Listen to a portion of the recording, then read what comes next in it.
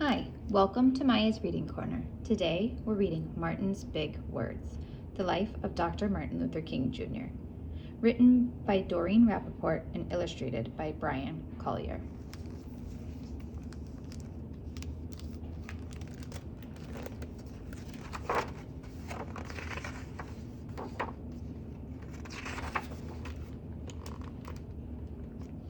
Everywhere in Martin's hometown, he saw the signs, white only.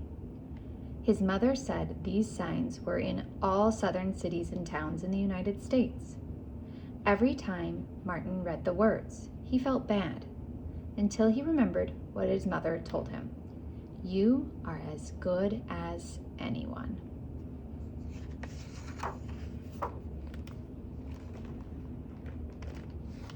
In church, Martin sang hymns.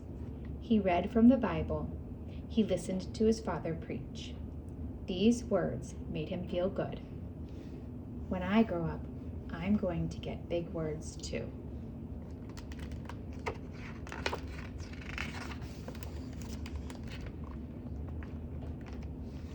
Martin grew up. He became a minister, like his father, and he used the big words he had heard as a child from his parents and from the Bible. Everyone can be great.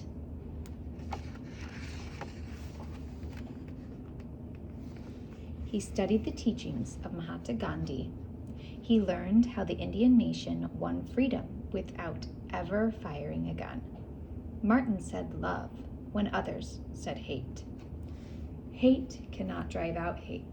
Only love can do that.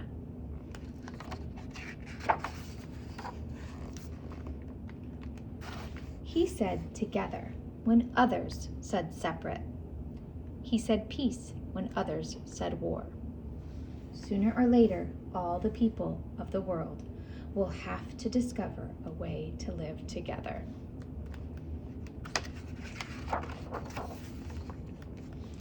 In 1955, on a cold December day in Montgomery, Alabama, Rosa Parks was coming home from work. A white man told her to get up from her seat on the bus so he could sit. She said no and was arrested. Montgomery's black citizens learned of her arrest. It made them angry. They decided not to ride the buses until they could sit anywhere they wanted.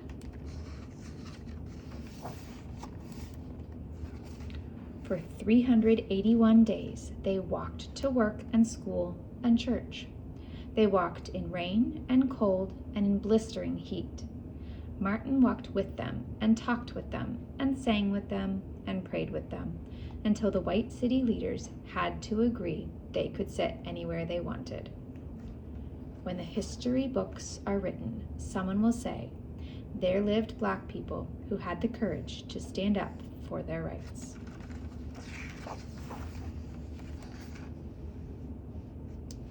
In the next 10 years, black Americans all over the South protested for equal rights. Martin walked with them and talked with them and sang with them and prayed with them. White ministers told them to stop. Mayors and governors and police chiefs and judges ordered them to stop, but they kept marching. Wait. For years I have heard the word wait. We have waited more than 340 years for our rights.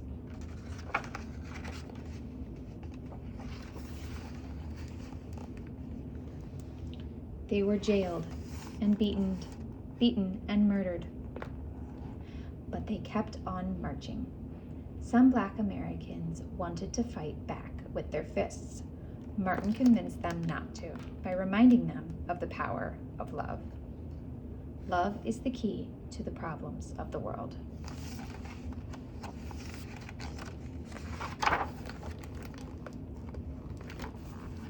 Many white Southerners hated and feared Martin's words.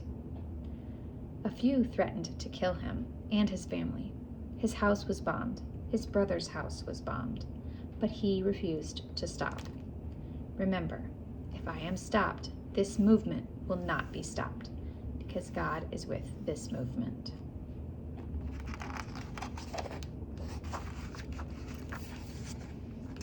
The marches continued. More and more Americans listened to Martin's words.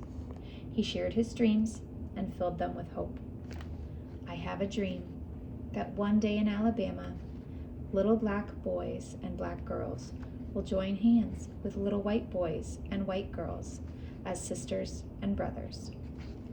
After 10 years of protests, the lawmakers in Washington voted to end segregation.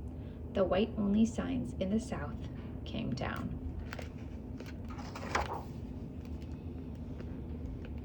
Dr. Martin Luther King Jr. cared about all Americans. He cared about people all over the world, and people all over the world admired him. In 1964, he won the Nobel Peace Prize. He won it because he taught others to fight with words, not fists.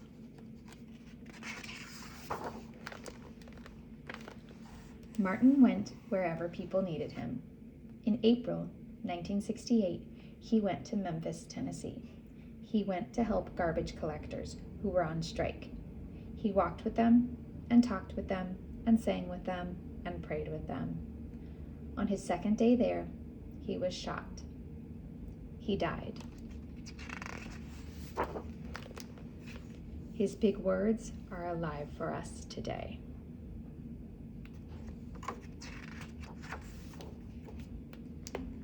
Here are some important dates, as well as additional books and websites to learn more. Thanks for reading with me.